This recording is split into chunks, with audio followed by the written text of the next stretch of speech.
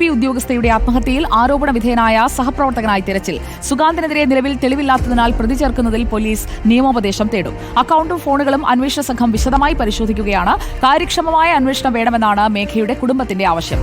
Praveen പുരുഷോത്തമനും R റോഷിപാലും നമുക്കൊപ്പം ചേരുന്നു.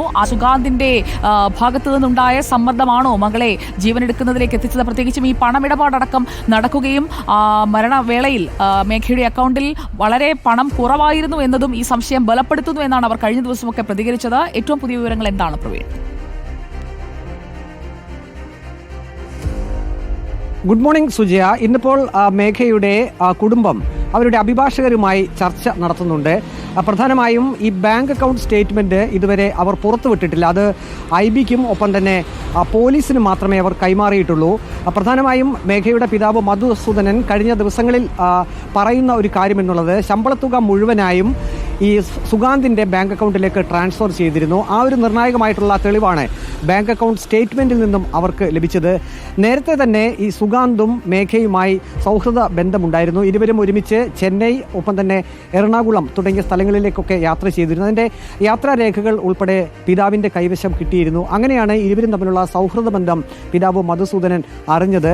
പിന്നീട് മധുസൂദനൻ തന്നെ പറയുന്നത് മകൾക്ക് സുഗാന്ത് വിവാഹ വാഗ്ദാനം നൽകിയിരുന്നു. പിന്നീട് അതിൽ നിന്നും പിന്മാറി.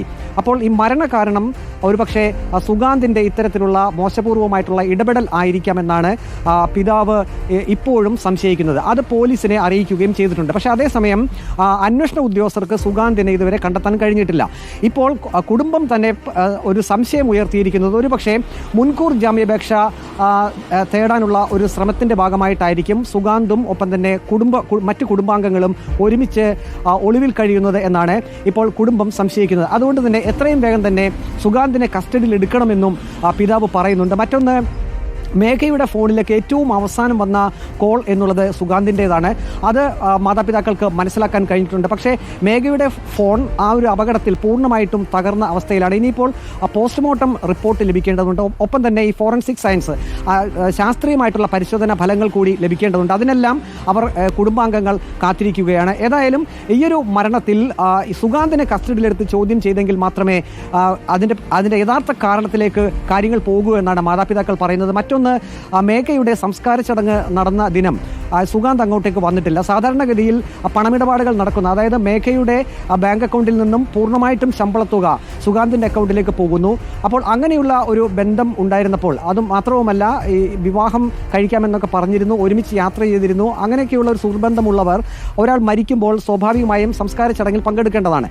പക്ഷേ സുഗാന്ത് അങ്ങനെ പത്തനംതിട്ട ജില്ലയിലേക്ക് അടുത്തിടെ വന്നിട്ടില്ല. അപ്പോൾ അത്തരത്തിലുള്ള സംശയങ്ങളെല്ലാം മാതാപിതാക്കൾക്കുണ്ട്. ഏതായാലും IBയും ഒപ്പം തന്നെ പോലീസും ഇക്കാര്യത്തിൽ ഊർജിതമായിട്ടുള്ള ഇടപെടൽ നടത്തി സുഗാന്തിനെ നിയമത്തിന് മുന്നിലേക്ക് എത്തിക്കണമെന്നാണ് മാതാപിതാക്കൾക്ക് പറയാനുള്ളത്. കഴിഞ്ഞ ദിവസം കേന്ദ്രമന്ത്രി സുരേഷ് ഗോപി എത്തിയിരുന്നു. സുരേഷ് ഗോപി മാതാപിതാക്കളുമായി സംസാരിച്ചു. കേന്ദ്ര ആഭ്യന്തര വകുപ്പ് മന്ത്രി അമിത്ഷായുടെ ഓഫീസിൽ ഇക്കാര്യം അറിയിക്കും. നീതിപൂർവമായിട്ടുള്ള അന്വേഷണം നടക്കും എന്ന് തന്നെയാണ് ഇന്നലെ കേന്ദ്രമന്ത്രി സുരേഷ് ഗോപി വ്യക്തമാക്കിയിരുന്നത്. അന്വേഷണത്തിന്റെ വിവരങ്ങൾക്കായി റോഷിപാലിലേക്ക് പോകാം. Thank you Praveen. കൂടുതൽ വിവരങ്ങൾ കുടുംബത്തിന്റെ ഭാഗത്ത് നിന്ന് കിട്ടുമ്പോൾ വീണ്ടും എത്താം പ്രവീണിലേക്ക്.